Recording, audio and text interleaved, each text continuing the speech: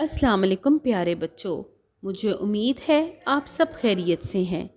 प्यारे बच्चों, आज हम हरूफ तहजी के आखिरी लफ्ज़ की कहानी सुनने के लिए यहाँ इकट्ठा हुए हैं। ये देखिए, ये है ये, लेकिन इसे कहा जाता है छोटी ये।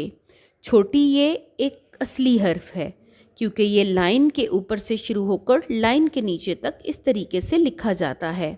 और ये देखिए, ये है बड़ी ये। बड़ी ये एक फर्शी हर्फ है क्योंकि ये लाइन के ऊपर इस तरीके से लिखा जाता है। इन दोनों अल्फाज की बनावट में एक फ़र्क है, लेकिन दोनों की इब्तदाई आवाज़ या ही होती है। ये देखिए, ये है हर्फ ये की छोटी शक्ल।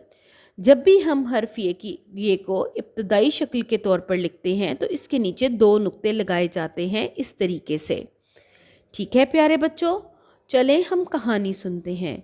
यह यमुना ने यह यखनी पीते हुए प्याले में पड़े हुए या याकूत देखे। चलें मेरे साथ इन अल्फाज को दोहराएं। यमुना, यखनी, याकूत। एक दफ़ा दोबारा दोहराएं। या यमुना, या यखनी, या याकूत। एक दफ़ा दोबारा पढ़ें।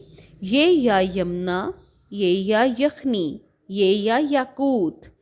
आपने गौर किया इन सब अल्फाज की इब्तदाई आवाज़ या है।